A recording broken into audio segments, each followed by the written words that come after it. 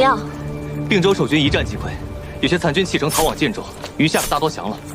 目下正在清剿俘虏、粮草、印信等诸多要紧事务。擒住韩立没有？韩立见势不对，在亲卫拼死护卫之下逃走。不过属下已经命人四处搜检，城门已闭，他定然还未逃出并州城。听着，一定要在镇西军之前拿下韩立。是。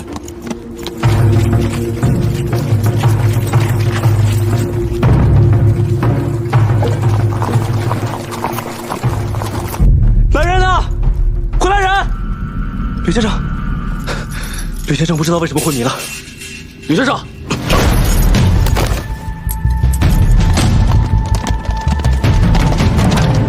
有人越狱！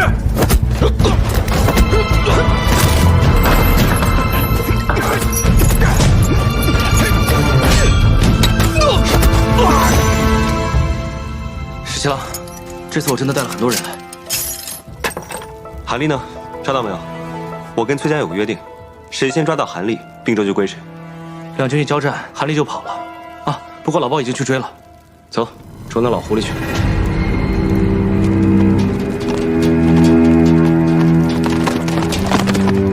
陈庆。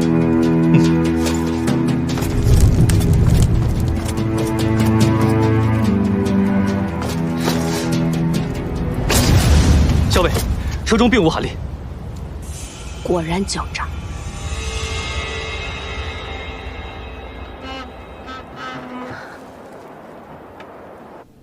秋翠，没事的，咱们楼下不是有家丁守着呢吗？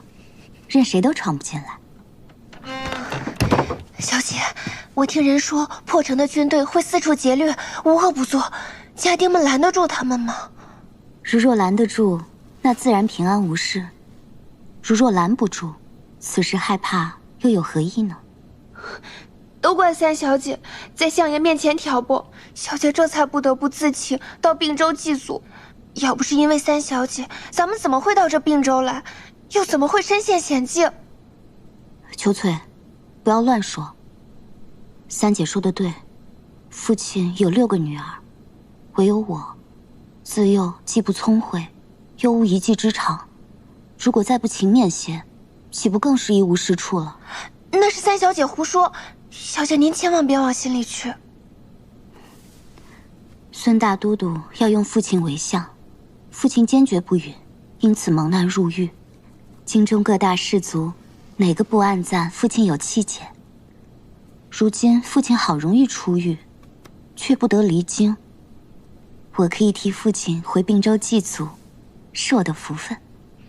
小姐这般，何时才有出头之日啊？如今连府中那些下人都敢给小姐脸色瞧。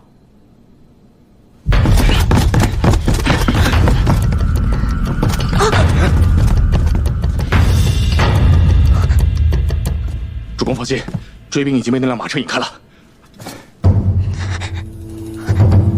府中有什么藏身之处？壮士竟然光天化日之下闯入民宅，何不也自行搜检呢？韩公一世英雄，小姐，如今竟躲入闺阁之中，丢不丢人啊？韩公，这么挟持个弱女子，未免落了下乘吧？激将法不管用。你既然是崔公子的伴读，如今并州城破，镇西军势大，既然崔公子对你视如婢女，你不如投靠镇西军。韩公已然都到了此田地了，还不忘惦记着我的前程，实在不枉与韩公相识一场，也不枉韩公对我青言有加。对你青言有加，又如何？难不成你能放老夫一马？韩公误会了，我感激你都来不及，又怎会为难于你？只是这城中都说韩公擅长经营，资产亿万，我如今被崔家所弃，两手空空，还望韩公能够体谅一二，给予方便。拿出来！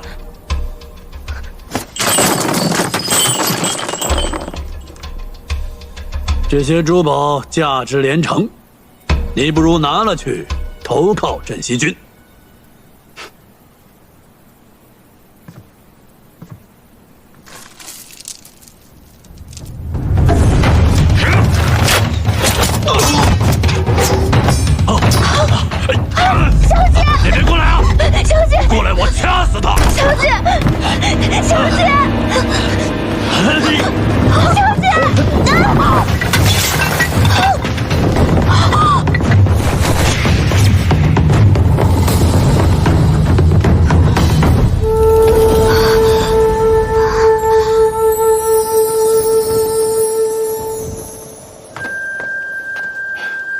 姑娘，多有得罪。多谢公子相救。别动！小伟，要不要动手抢人？愿赌服输，我是输不起这口气的人吗？小姐没事吧？小姐，快点，过来！沈新郎，终于抓到这只老狐狸了。喂，你们崔家军来晚了，韩立是我们的了。恭喜李皇孙。既然李皇孙已经抓到了韩立，那我们跟你的约定，自然是算数的。这并州城，就归你们镇西军了。承让，承让。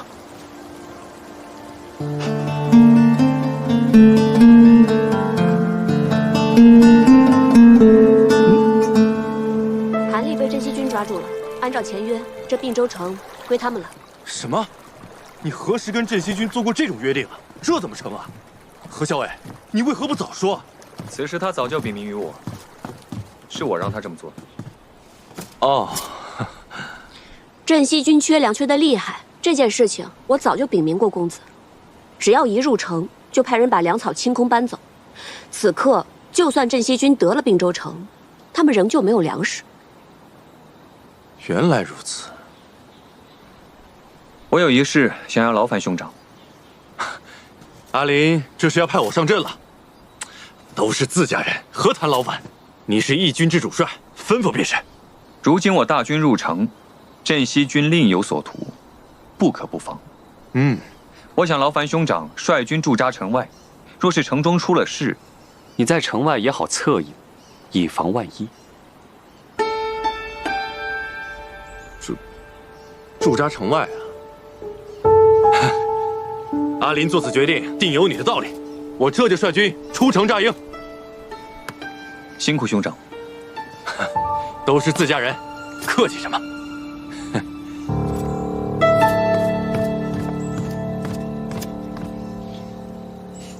知道你不喜欢他，所以啊，我就把他打发到城外去了。多谢公子，我就说怎么没有看到阿树呢？原来一早公子就把阿树派到城外，准备盯着崔离了。知我者，阿莹也。喝茶，给你倒。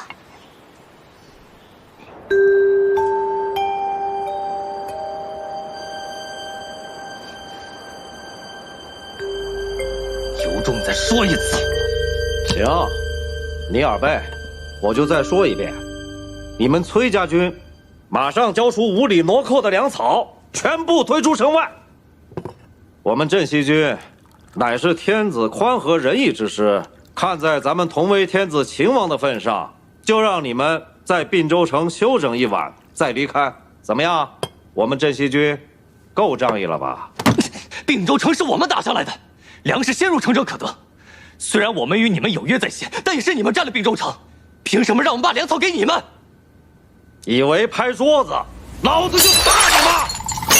并州城是我们两军一起打下来的，没有我们镇西军，韩立早跑回建州，反攻并州了。你真敢说？我说了，还我粮草！你再说一次！你是真二倍还是假二倍啊？若不是我们率军攻城，你没有时间抓韩立。还我们粮草，滚出并州城！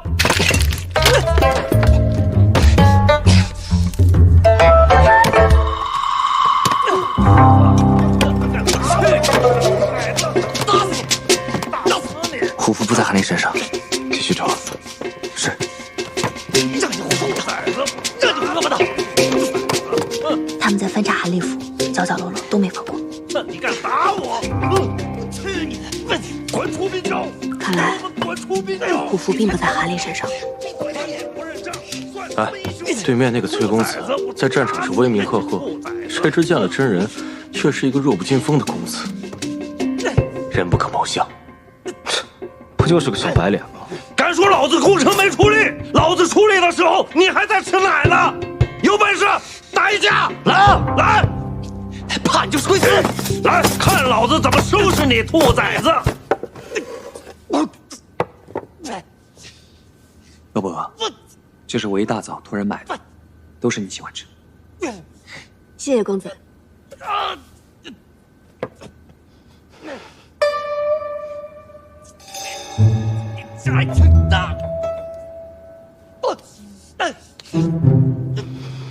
好吃。打哪儿呢你？我帮你擦擦。住手！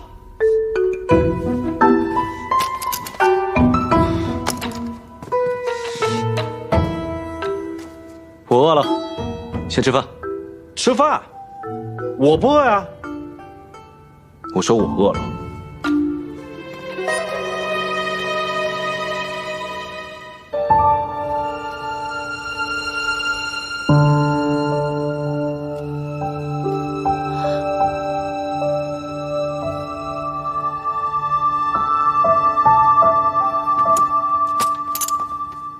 哼！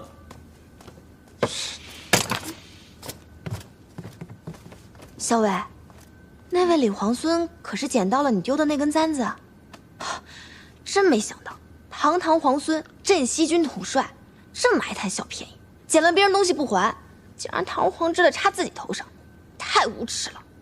我去给你要回来。喂，别多事了，大局为重。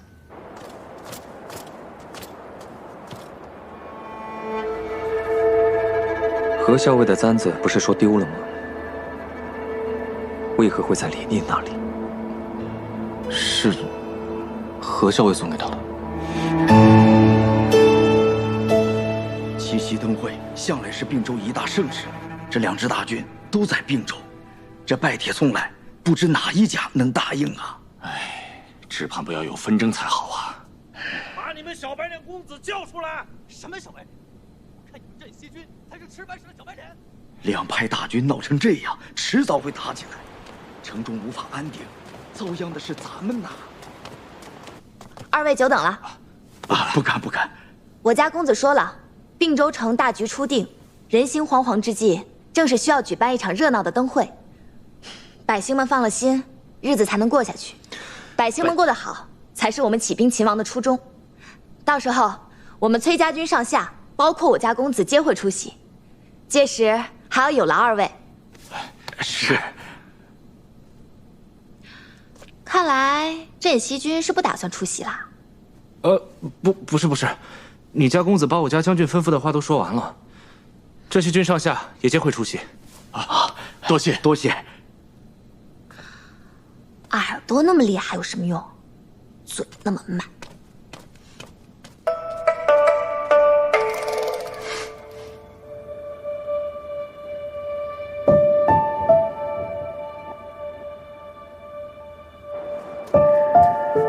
皇孙为何会到此处来？我有事情要请教何校尉。他不过我军校尉，若是军务，皇孙不妨直接告知于我。那小事而已，不必劳烦崔公子了。听说前几日，何校尉被困于韩立府，皇孙颇为照拂何校尉，他才能先行脱困。皇孙这般相助，我应当好好设宴，感谢你才是。你们崔家军是秦王之师吗？应该的。哪里？我与何校尉自小一同长大，情分非比寻常。皇孙如此照拂何校尉，就等同于照拂了我。我就知道你会来找我。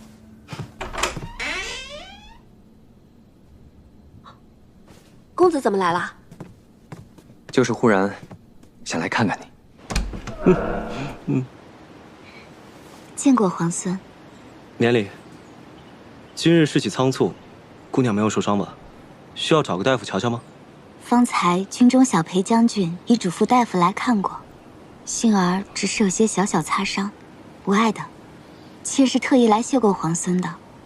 今日若没有皇孙，妾早已命运黄泉。不必客气，举手之劳而已。也不用叫我皇孙，在军中叫我军职就行。进来吧。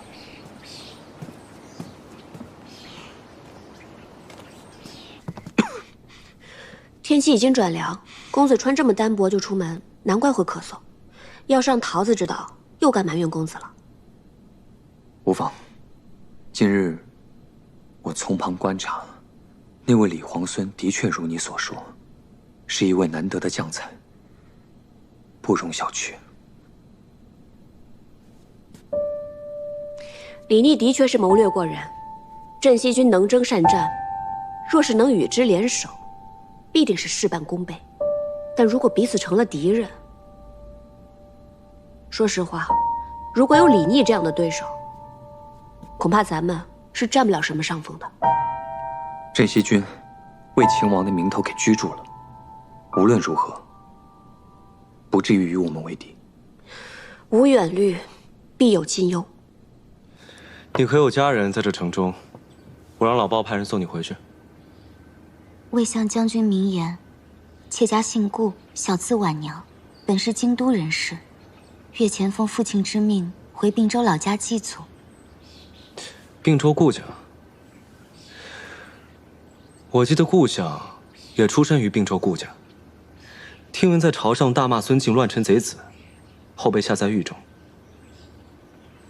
那便是妾的父亲。后来孙敬为收买人心，将家父从狱中放归，软禁家中。妾因此请命回并州祭祖，替父亲祈福。原来你是顾相家的小姐。家国倾覆，亲长险遭不测。幸而今日得见镇西军，真乃军威赫赫，所向披靡。妾愿将并州家中存粮献与镇西军，望将军旗开得胜，早日收复京都。这样不仅天下百姓得救，妾的父亲也有救了。顾相忠义，顾小姐又有献粮义举，不愧是忠良之后。婉娘有一事相求，望将军务必答应。顾小姐尽管开口。如今战乱四起，并州距京都甚远，婉娘恐怕难以孤身回到京都，请将军答应让婉娘随军而行，这样也有幸可以亲眼见得镇西大军收复西长京。这大军行军十分艰苦，实在不方便带着女眷。不论行军如何辛苦，婉娘都吃得了苦。若将军有顾虑，我和秋翠皆扮作男子，绝不给将军添麻烦。我还是派遣一队人马护送你们回京吧。将军忙于军务，婉娘亦不愿将军再分兵保护婉娘，只要将军答应让婉娘远远跟在大军之后就行。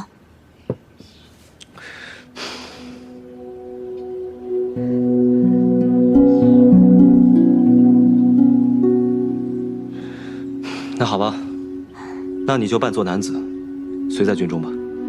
多谢将军。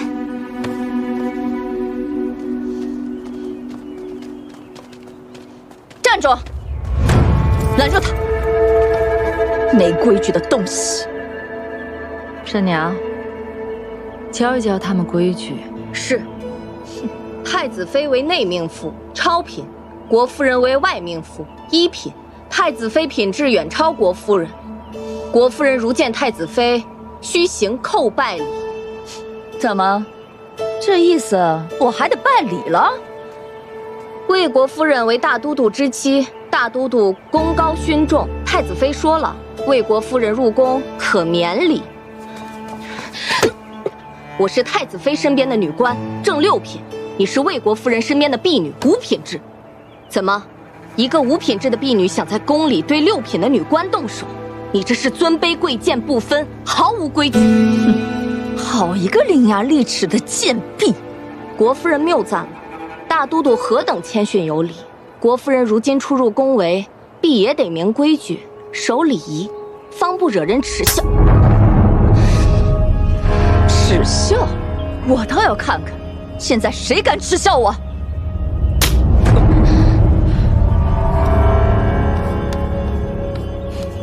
没规矩就得叫！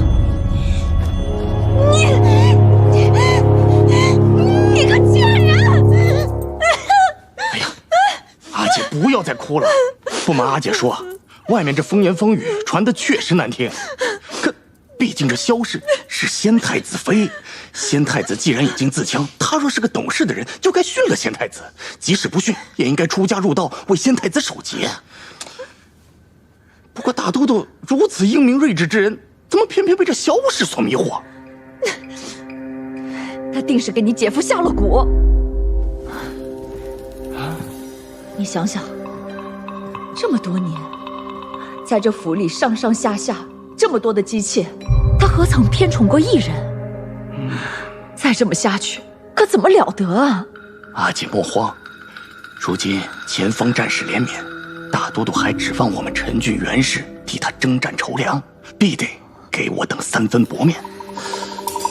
只是这个萧氏一心留在宫中，说不定有什么不可告人的图谋，不愁抓不到他的把柄。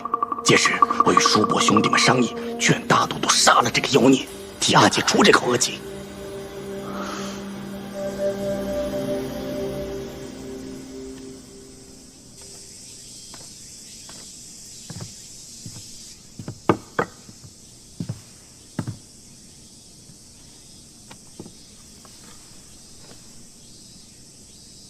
下去吧。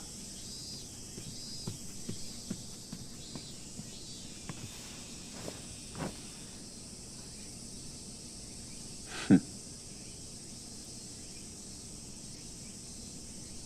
河汉清且浅，相去复几许。哼，既然又到七夕了，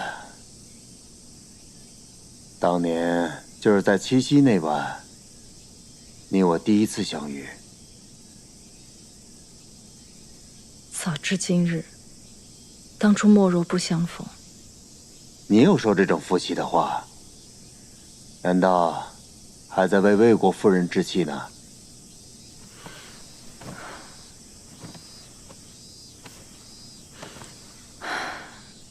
我在宫里待的时日长了，这种事儿见多了。捧高踩低，不遗余力，一旦落了下乘，尽管糟蹋。今日魏国夫人掌过我的女官，我若不还手，哪一天她还会下令镇杀了我？难道大都督会为了我为难你那堂堂的正妻吗？那倒不至于吧。陈郡元氏乃大都督的妻族，大都督一向倚重，妾今日得罪了魏国夫人，自请出宫去修道，也不在这儿碍旁人的眼了。哼，你倒是激将起我来了。嗯，妾怎敢激将大都督啊？妾就怕继续待在宫里，有一天不明不白的死去，还不如出去修道，免得聒噪。那我倒要看看，天下哪间道观能搁得住你啊！哼！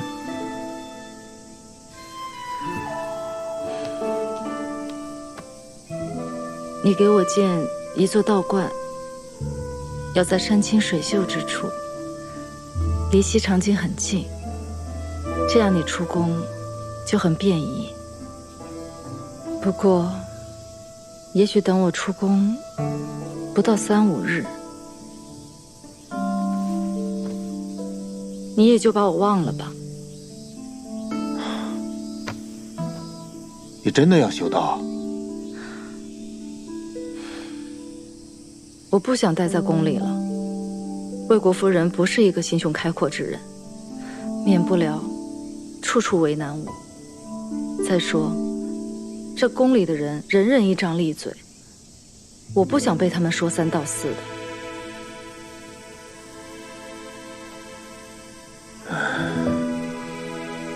修道的事儿，你就别想了。不过，你身边的那个慎娘，看着就是个有福气的人，不如就让她带你出家吧。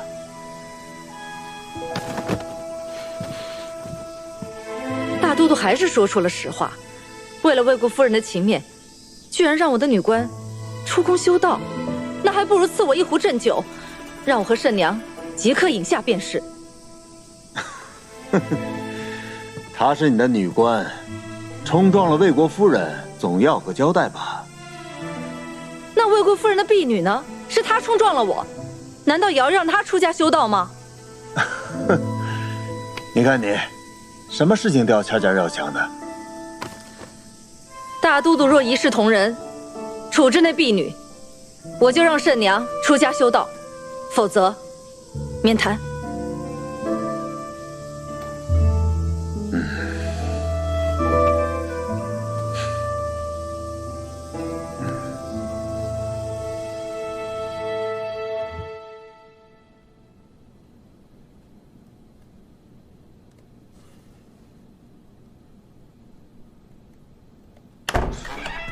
哟，缝袍子呢，我来帮你。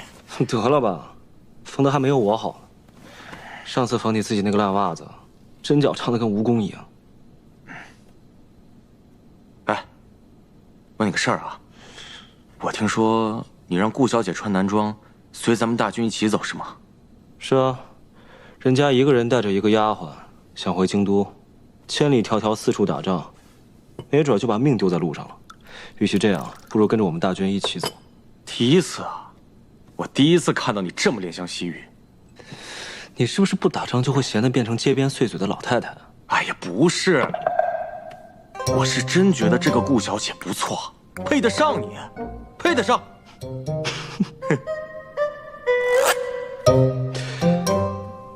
原来是你看上人家顾小姐了。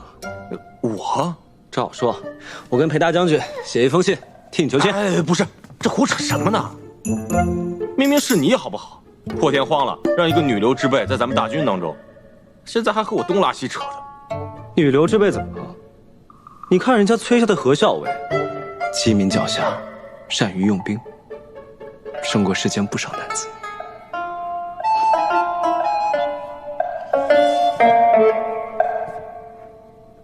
哎，我听你这话的意思，你看上的不是那个顾小姐，而是那个何校尉吧？胡说八道！哼，我胡说八道。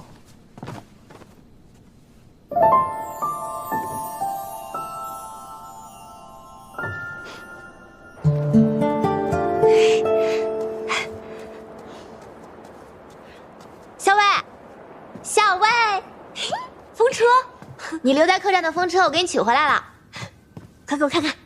哎，不过校尉，就这么一只风车，你怎么还巴巴的留在客栈柜台上，又特意让我去取回来？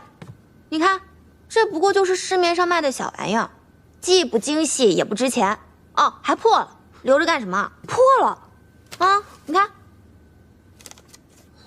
交给掌柜的时候明明还好好的，一定是没有给我好好仔细保管。这也来了，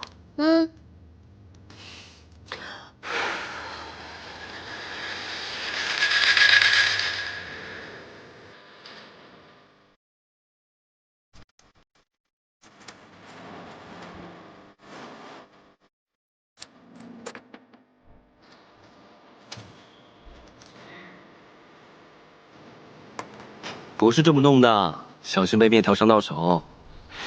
我来吧，这种粗活不适合你。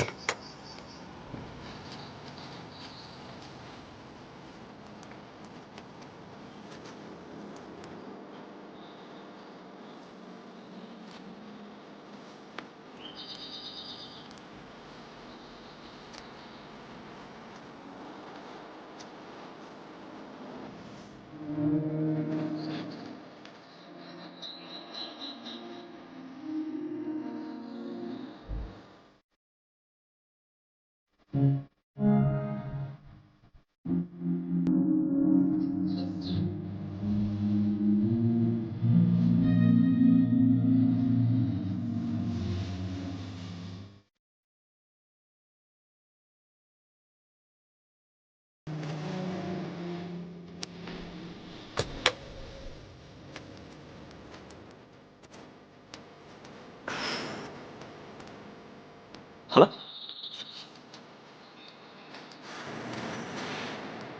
明天晚上一起去看灯会。你不用主持大局吗？那无聊的差事，我早就推给别人了。你呢？要陪崔公子吗？不用啊，那说定了啊。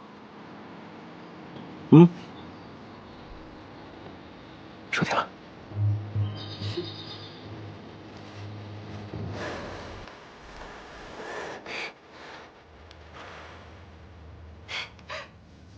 小伟，你把风车修好了？是啊。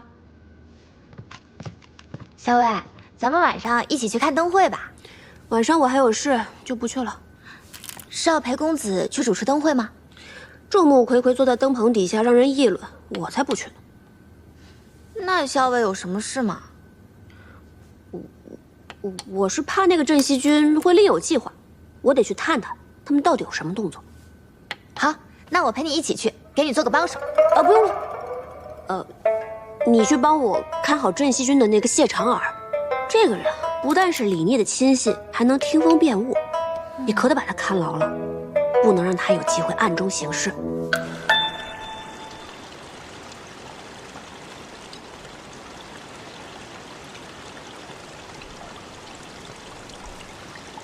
哎，我说耳朵啊，你怎么愁眉苦脸的啊？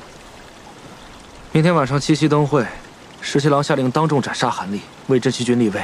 是啊，石七郎让咱们布置的不都安排好了吗？可是他让我引走桃子姑娘，不让她跟着何校尉，这是为何？既然是有人不想让桃子跟着何校尉，自然是有人想跟着何校尉啊。你就照石七郎说的做吧。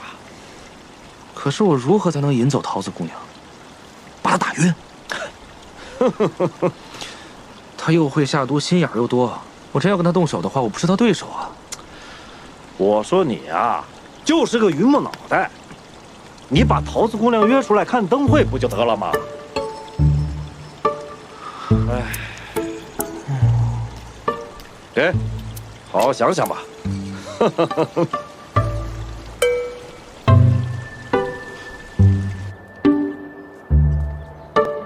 桃子姑娘，桃子姑娘，今天七夕灯会，不如我们一道赏灯。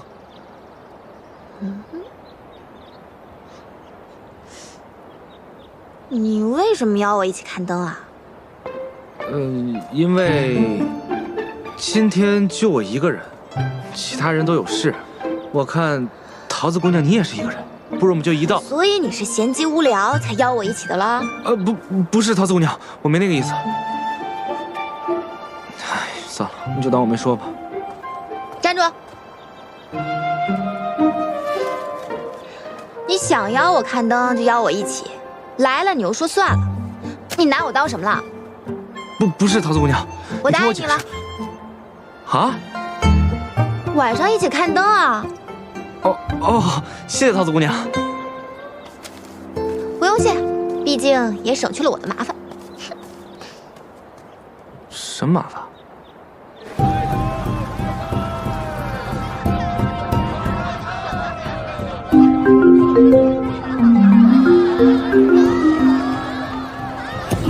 小心！今天怎么想起来这样打扮啊？太好看了！为了出来看一看，当然是要换身装束了，这样才好降低别人的防范之心啊！真高明。走吧，去办正事。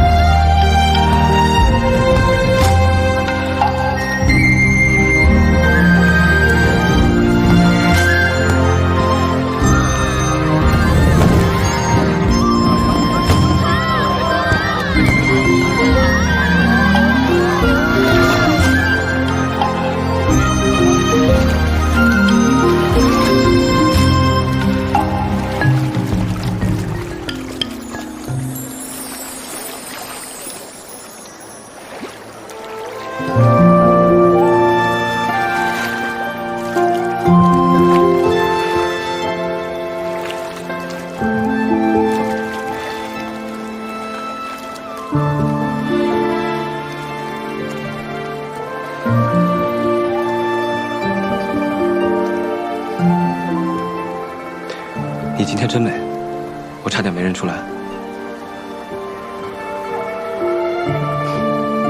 请。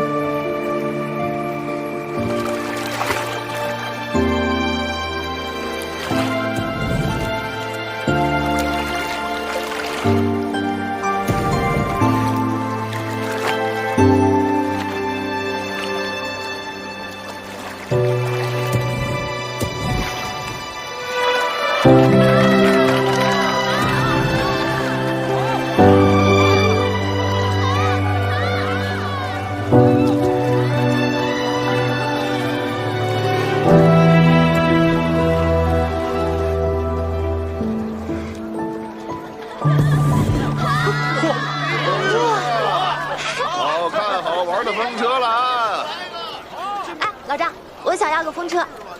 你选吧。哎，就要这个吧。好嘞。付钱。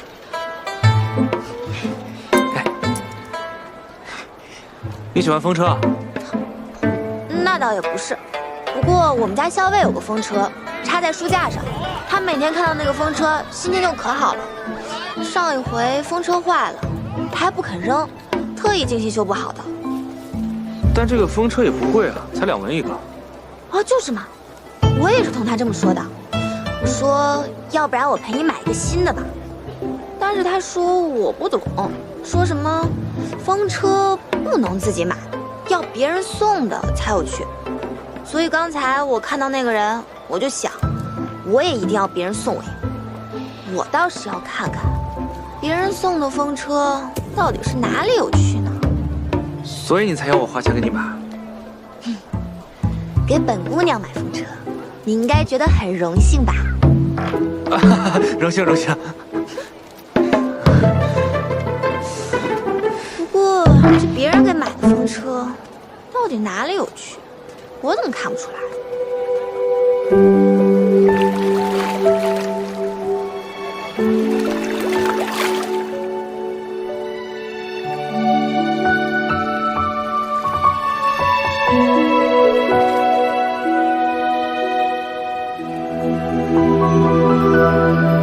满船星梦压星河，这里可真美啊！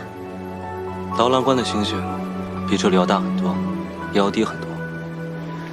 半夜躺在沙漠上，天黑得像丝绒一样，好似一伸手就可以摘到星星。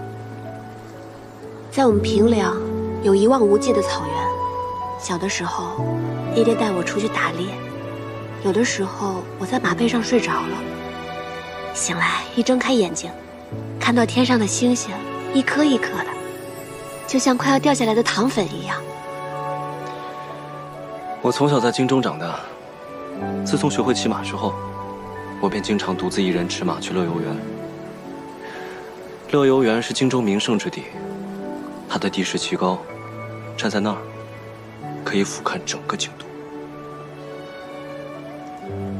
万树鸣蝉，隔岸红，乐游原上有西风。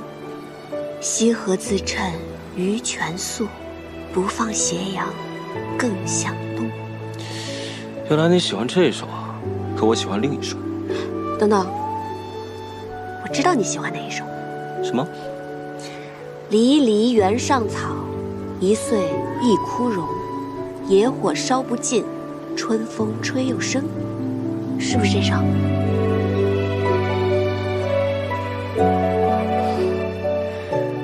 你怎么知道我喜欢这一首啊？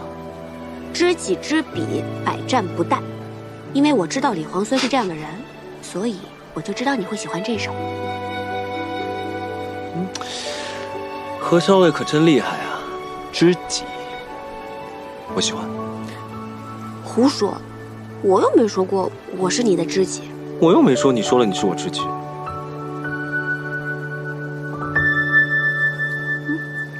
哎，我的裙子怎么都湿了？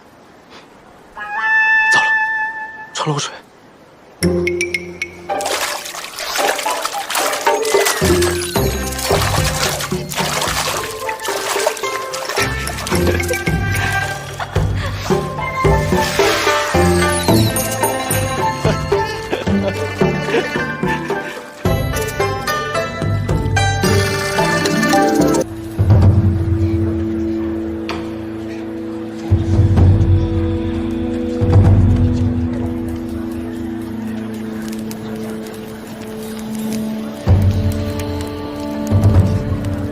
崔公子、裴将军莅临七夕灯会，令并州蓬荜生辉。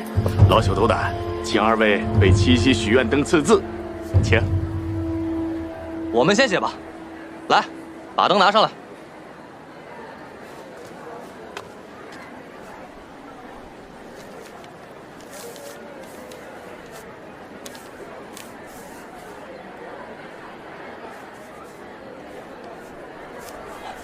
好字，好寓意。哎，小裴将军，咱们就写些实在的，就写啊，都娶上娘子，都拿上来吧。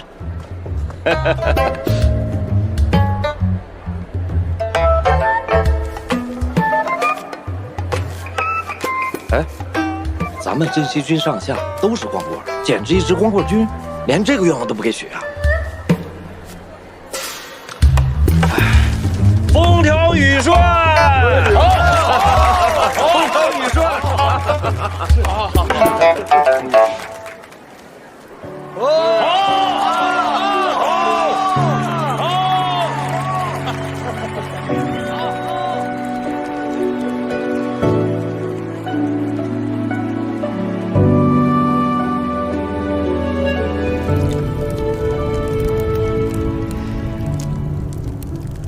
哎呀，这要是在劳兰关啊，生这么一堆火，必然要烤一只黄羊，烤得油滋滋的，别提有多香了。小的时候，阿娘也经常在火堆里面给我烤芋头吃。那下一次有机会我烤给你吃。说的我都有点饿了。走，带你吃东西去。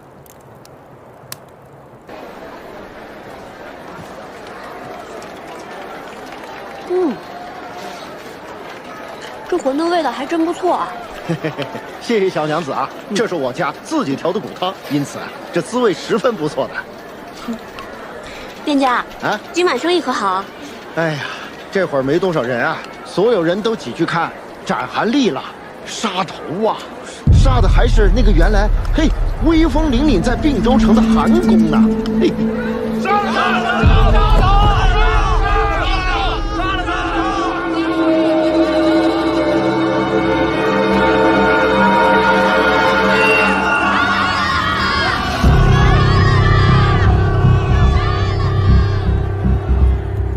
公子，都已安排妥当。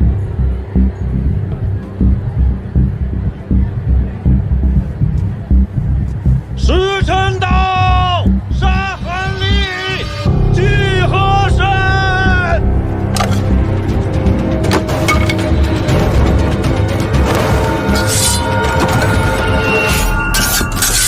救主公！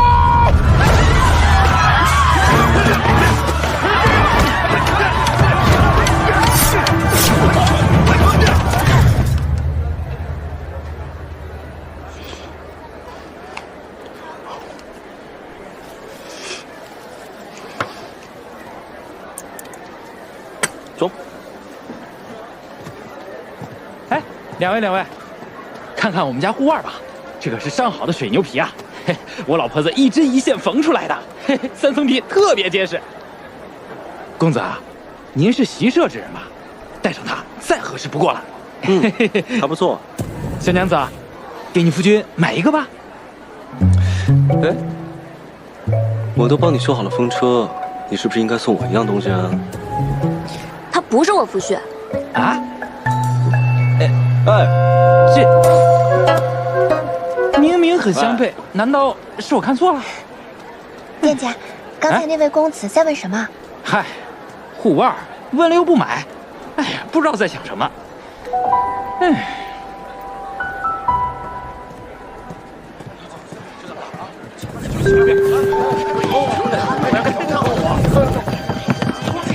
看来皇孙算无一策，另行安排了一场大戏啊。何少为你这么一夸我，我总觉得我计划还不够周密。蓝河水18弯，1弯就是那银松滩，银松滩里鱼儿。石七郎，石七郎，石七郎，石七郎，怎么弄成这样？没事。石七郎，怎么样？该杀的杀，该抓的抓，一个不落。东西呢？老黄，拿出来。护符啊，可是俺找到，就在这里。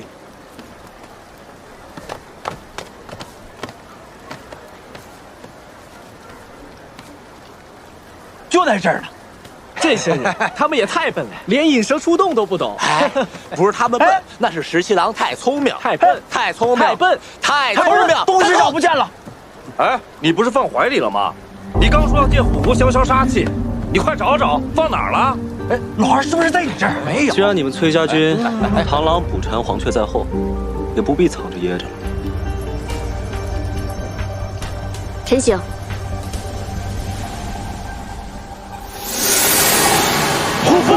你快喂，小娘子，你不是皇孙的爱妾吗？不是要和十七郎私奔吗？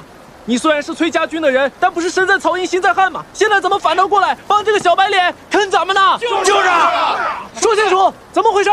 胡说八道！你们小两口闹别扭，也不至于闹这么大吧？闭嘴！李皇孙，你这是何意？如何说我的下属是你的爱妾？你又怎么能如此？放任他们侮辱我崔家军？哎，他可是自己说的，他亲口跟俺们说他是皇孙的爱妾，还要跟俺们十七郎私奔呢。他怎么会帮你这个小白脸？阿英，公子，当时在山寨遇险，我才假借皇孙家眷的身份，这帮人不明就里，才如此误会。侯校尉，借度说话。我们走吧，不要跟他废话。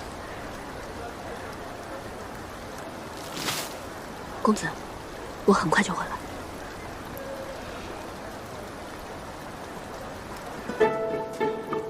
你怎么猜到的？这几日你的人把韩府几乎翻了个遍，我就知道，你虽然抓到了韩立，但是没有找到虎符。所以你就不再费力气搜虎符？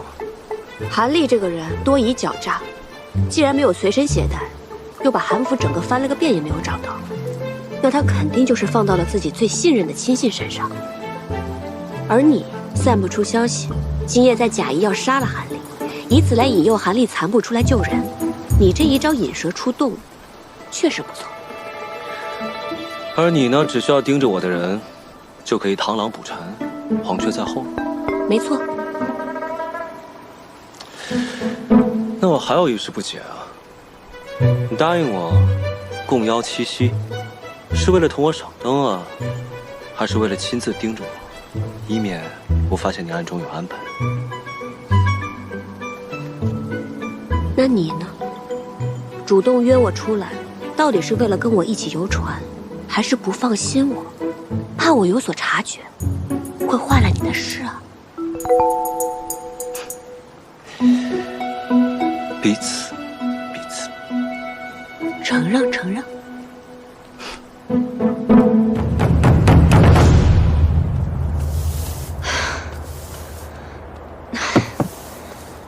歇一会儿。娘娘想了法子，让我出宫去修道，会安排你混在随时修道的宫女里面，跟我一起出宫。不要怕，应该就这几天，很快就可以出去了。有人来了，我走了，你保重。阿姐，阿姐，哎呀，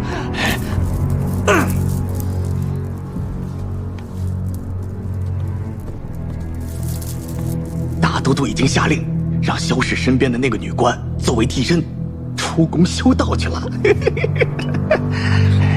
什么？只是让那个女官出宫？那萧氏那个贱人呢？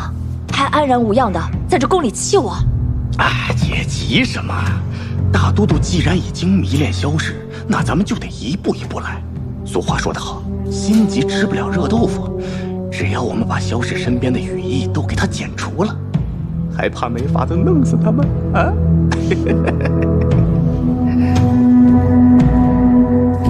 她是顾太子的太子妃，跟叛军勾结，那不是显而易见的事情吗？阿姐，这萧氏只是一个区区贱妇，让大都督迷恋也只是一时的。哼，既然他如此跋扈，那我自然有法子杀了他。阿姐放心，我马上就回洛阳督战。只要我们袁家在阵前继续立下功勋，阿姐在大都督心目中的位置就固若金汤了啊！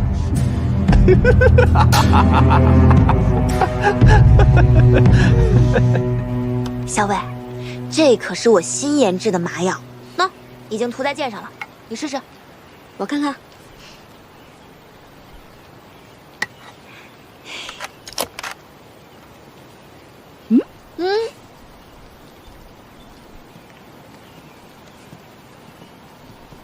小姐，当时皇孙救你的时候，就那么把袍子解下来往你身上一披，他动作真是太潇洒了，我在楼上都看呆了。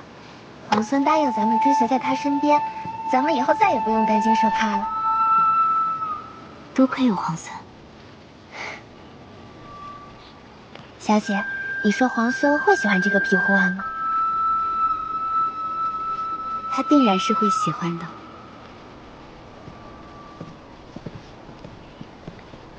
我只加了一点点麻油，就已经见过何校尉。顾小姐多礼了。何校尉这一身劲装，真是英气好看啊。小姐，皇孙让咱们穿男装随大军而行，我看何校尉这身装扮甚是好看。小姐何不向何校尉请教，照着样子剪裁一身？多嘴。何校尉是军中历练出来的气魄，所以英气勃勃，洒脱好看。我要是也穿上这一身，只不过是画虎类犬罢了。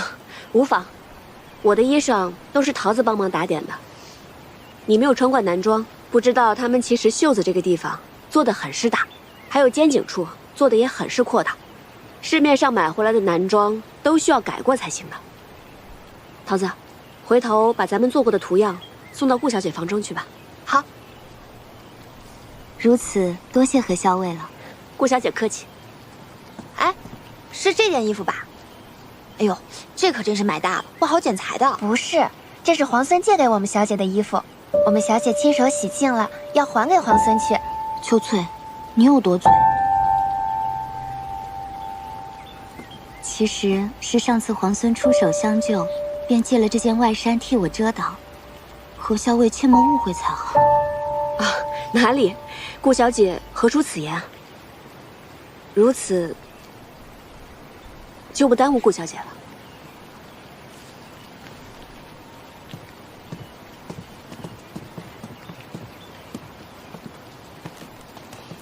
小伟，他们怎么说话总像绕着什么弯子，一拐18弯的。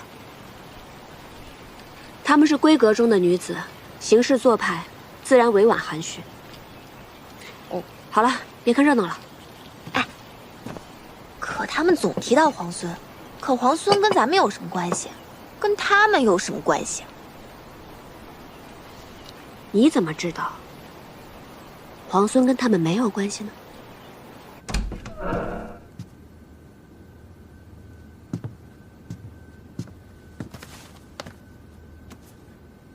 公子一看就是习射之人，带上他再合适不过了。还不错。小娘子，给你夫君买一个吧。哎，我都帮你修好风车，你是不是应该送我一样东西了？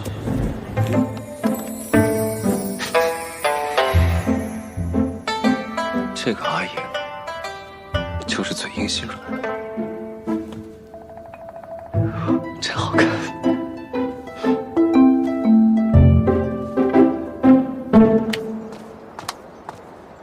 何校尉，我有话跟你说。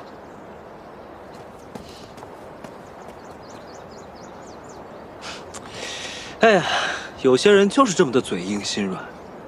这一大早上出去忙活了，也不让我知道。哦，是吗？哎呀，明明说着不送，最后还是送。看来送给皇孙护腕之人，一定是皇孙十分重视的。那当然了。只是我觉得，虽然我重视他，但他更重视我。如此，便要恭喜皇孙。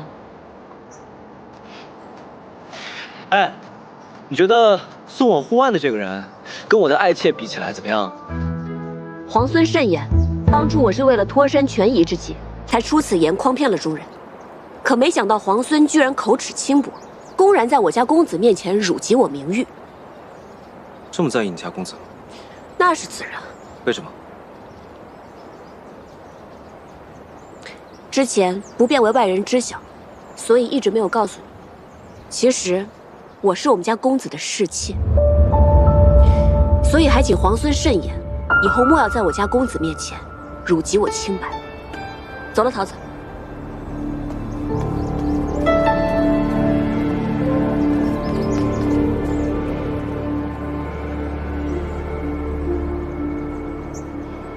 小薇，你为什么要跟皇孙说你是公子的侍妾啊？今日的谈判正到要紧处，要想乱了他李皇孙的心神，必须得有一个出其不意的消息才好。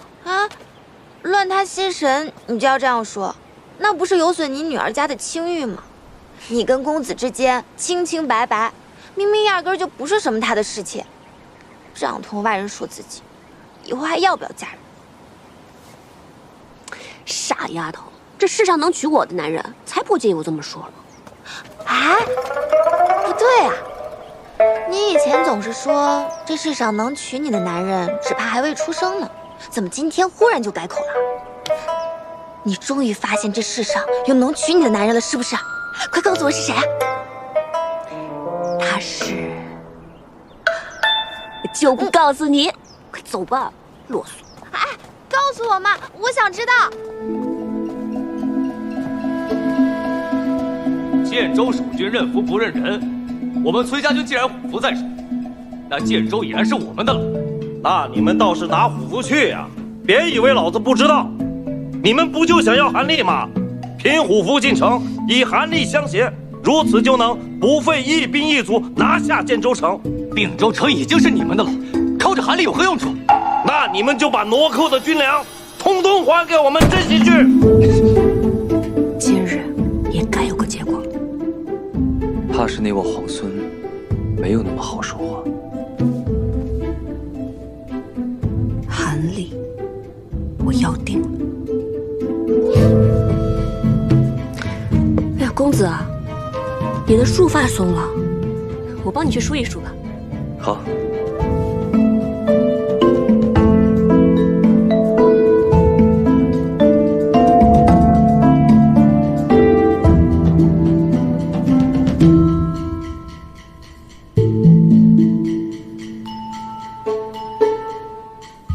石七郎，其实关于崔家军的何校尉，有句话我不知当讲不当讲。不当讲。好。我们家公子说了，都已经谈了数日，依照昔日盟约，这韩立被镇西军所得，那并州城就归镇西军所有；但这虎符被我们崔家军所得，这建州城就理应归我们崔家军。虎符明明是我们先找到的，你们用计夺了去。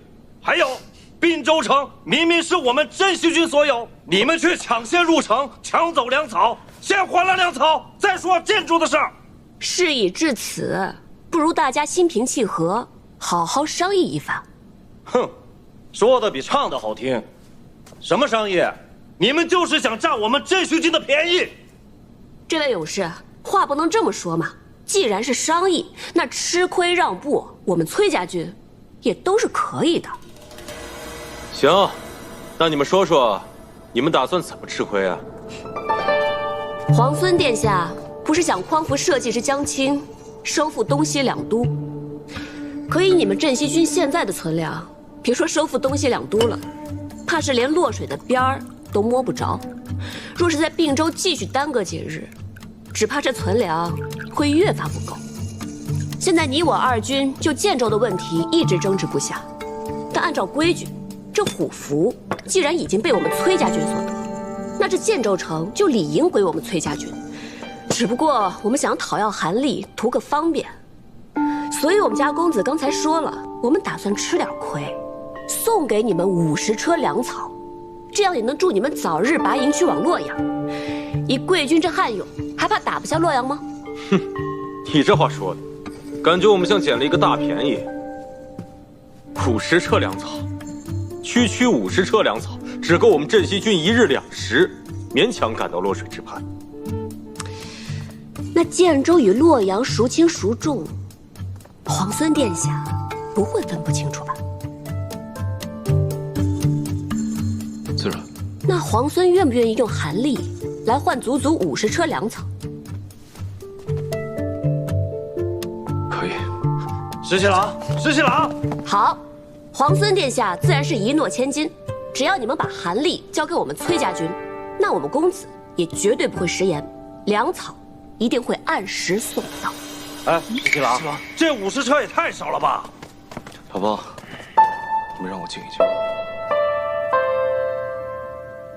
说吧，有什么计谋？什么计谋？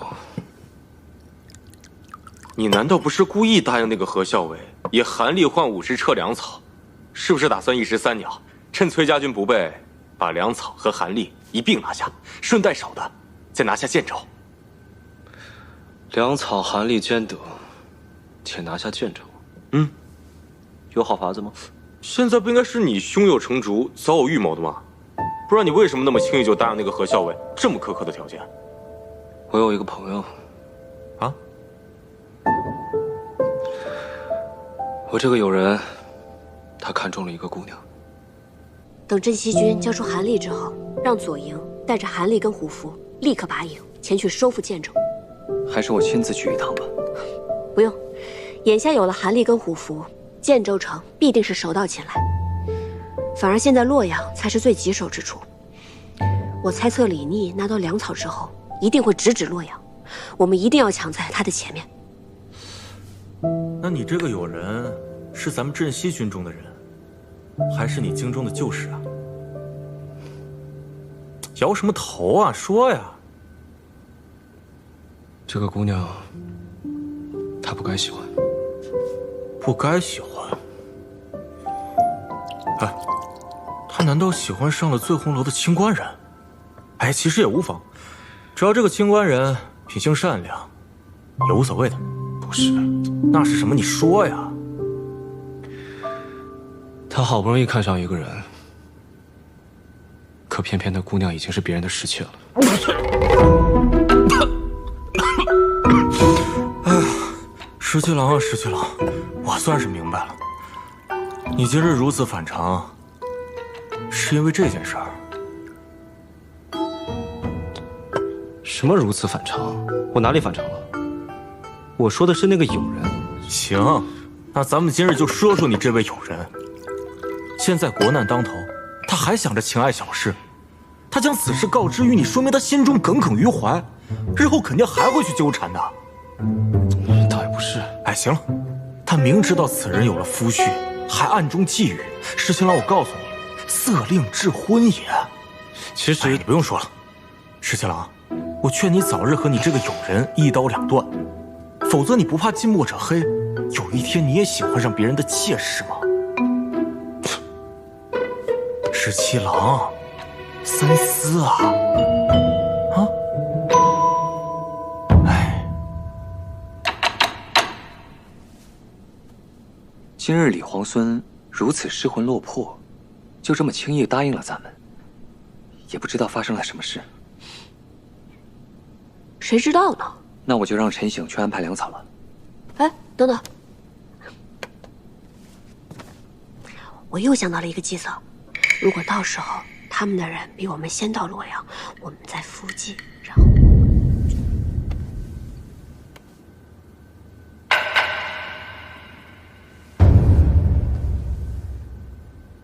奴婢替娘娘出宫修道，是奴婢的福分。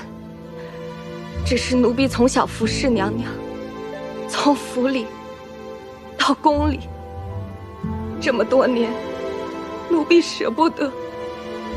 娘娘日后万千保重。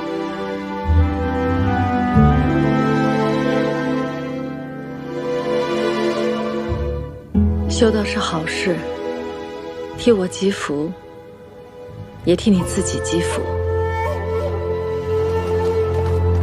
我身边还有锦娘，不用挂心。倒是你，保重自己，也替我照顾好江氏。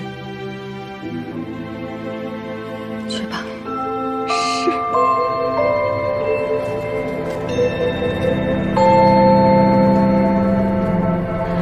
娘娘放心，奴婢走了。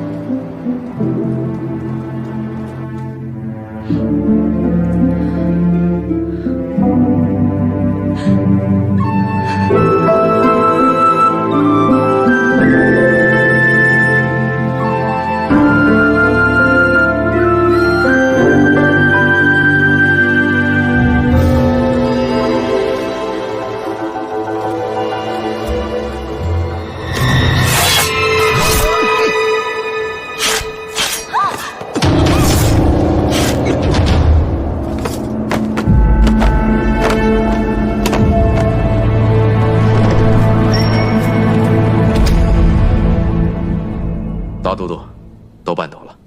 好，去跟夫人说一声，就说我已经替她出气了。可萧妃娘娘那里万一知道了，她是个聪明人，必然会以为是郑国公派人杀了那几位宫女，替魏国夫人出气的。可万一萧妃娘娘想不开，不肯罢休闹僵起来，岂不是对郑国公不利？哼，不过是几个奴婢而已，杀就杀了。我也说过了，他是个聪明人，他不会因为他们不识大体，以卵击石。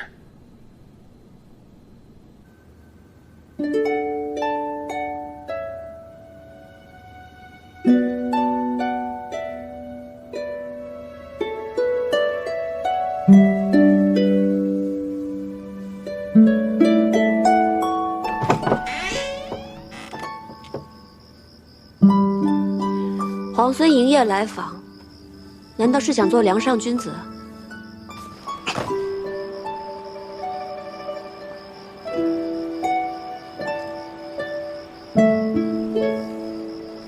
你到底是来做什么？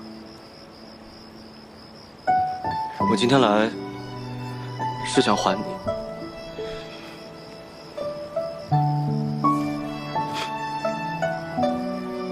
还我什么？我来是想向你解释，白天是我误会了，我以为护腕是你送的，言语间多有冒犯，还请见谅。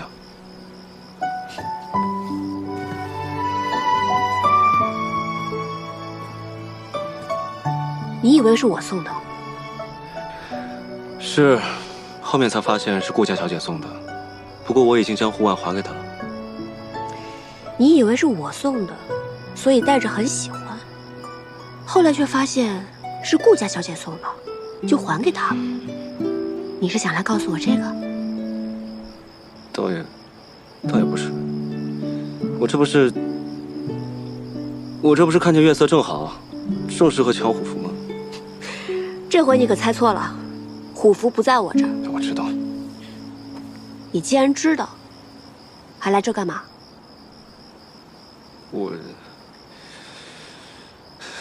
我这不是……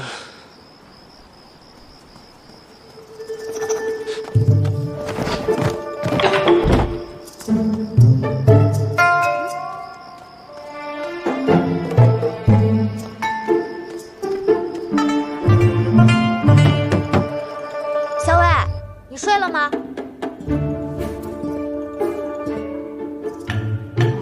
我已经准备睡了。哦，那我也去睡了。好，你快去吧。那你早点歇息吧，小伟。知道了。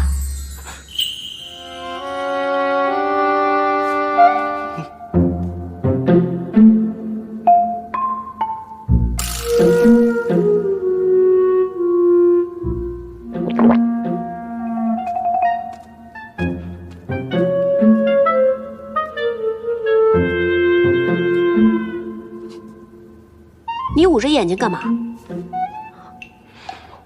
脸这么红啊！太热了这儿。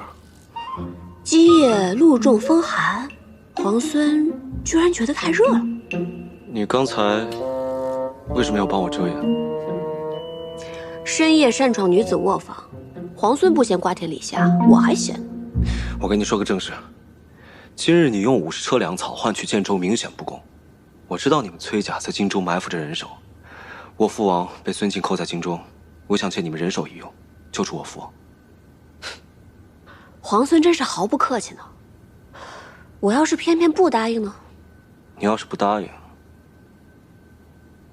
那我就……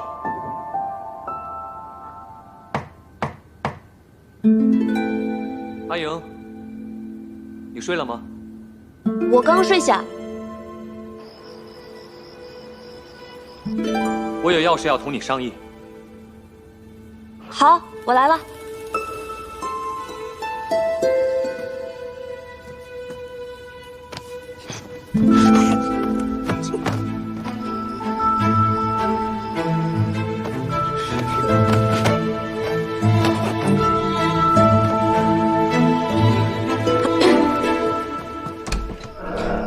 公子，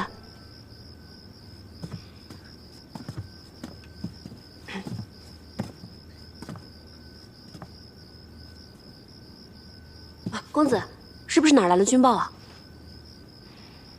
其实也没有什么要紧事，只是我听桃子说你未用晚膳，所以才过来看看你。不过我见你气色还挺好的，看来是我多虑了。不过下午点心多吃了点儿，晚上就没什么胃口。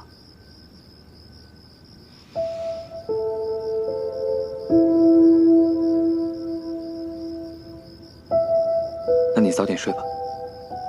公子也早点安歇。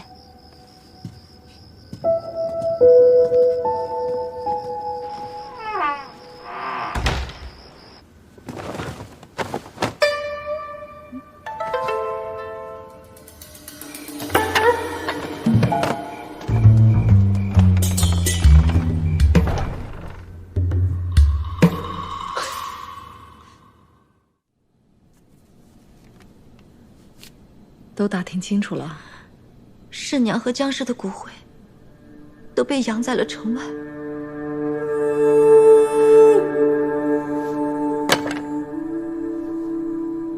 你看他跟着我一场，却落得一个挫骨扬灰的下场。娘娘，你想哭就哭出来吧。我不哭。即位太子妃，我就要坚强，不能再哭。可是我恨我自己，为什么这么没用？没有保住江氏府中太子的骨血。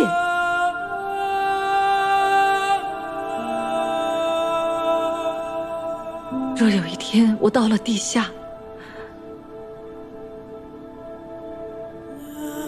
太子也是不会原谅我的。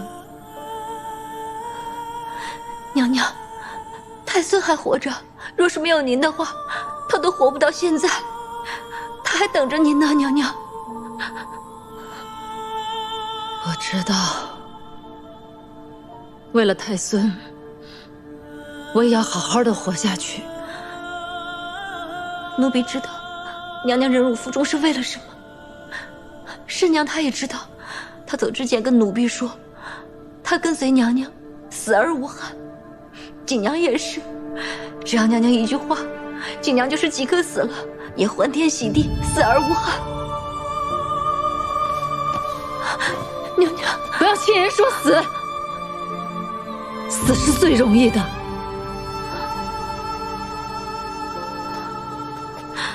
太子薨逝时，我若拿一把刀一抹脖子，那是最容易不过了。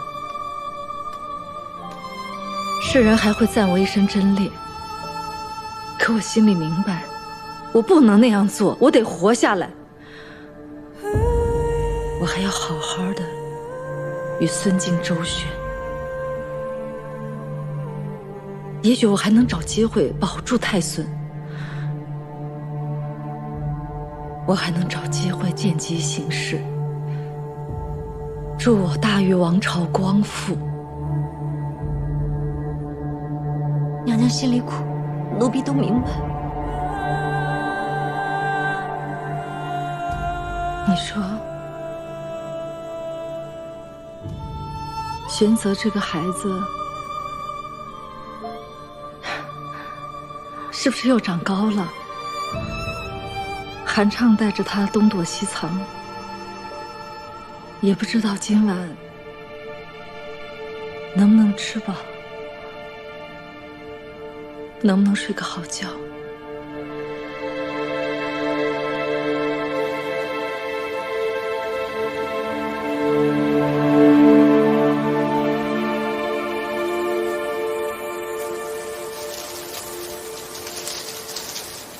殿下，喝口水吧。韩将军，之前咱们不是商量过假扮成叔侄行路吗？将军叫我阿泽便是了。太孙身份不同，此处四野无人，该守的礼还是应该守的。殿下饿了吗？不饿。韩将军，母妃有来消息吗？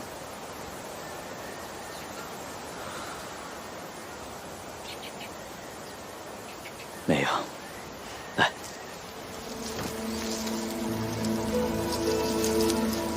太子妃心性坚韧，忍辱负重。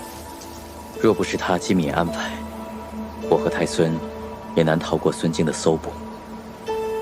如今行路既远，太子妃处消息断续，也是常有之事。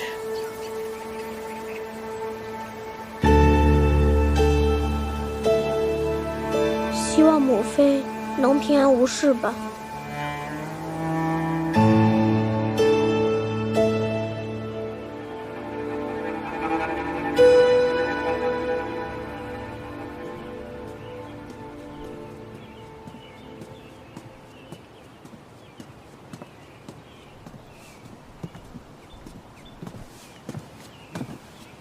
见过皇孙，不知皇孙相邀，所谓何事？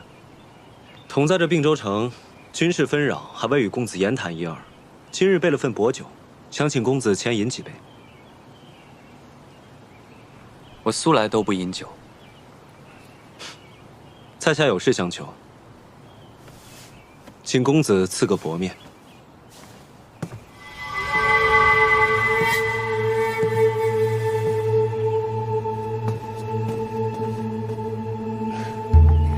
皇孙有事，就直说吧。之前不知何校尉的身份，若有冒犯，还望见谅。什么身份？他的身份？公子何必明知而故问呢？他不过我军校尉，能有什么身份？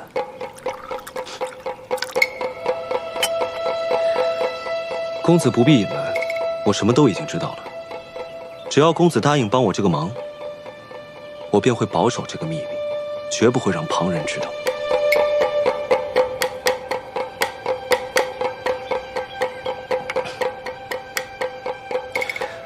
公子放心，我李世基一言既出，驷马难追。只要公子答应，我便让这个秘密烂在肚子里。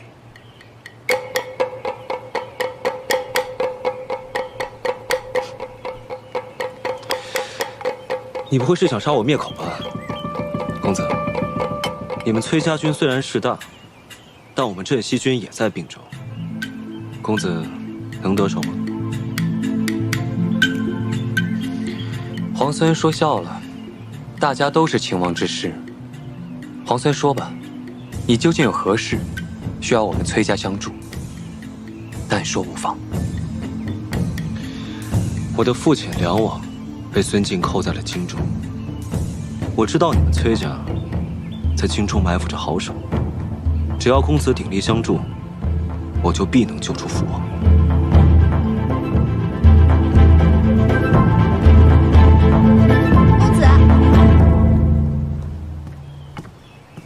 公子，校尉问起，才知道您往皇孙这儿来了，应该回去吃药了。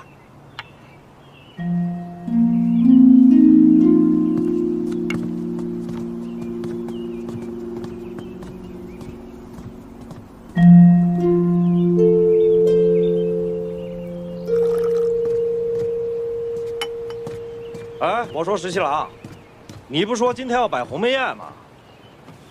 怎么这么快就摆完了？你说这个崔公子是个什么样的人啊？看着斯斯文文，像个公子哥，还真不像个能带兵打仗的人。是啊，他这么一个文静孱弱的人，竟然能从瀛州至此，还打下这么多城池。你说这奇不奇怪？崔乙的儿子应该不会差吧？崔乙那可是当朝的名将啊！以孙敬、裴大将军早先并称国朝三杰。那你说，何校尉是什么样的人？这个我还真看不透。你是知道的，我沙场摸爬滚打10几年，什么样的人我没见过啊？可这样的人我还真没见过。你说她是个女人吧，她却心狠手快，智谋百出。哎呦，我还真琢磨不透啊。所以我总觉得，这个何校尉身份不简单。他说的每一句话，也不知道有几分能行。对了，石七郎，大军已经准备好开拔，咱们并州的布防也准备妥当，什么时候出发呀？越快越好。校尉，我赶去的时候，公子脸色甚是难看。无妨，公子已经把李逆说的话原原本本都告诉我了。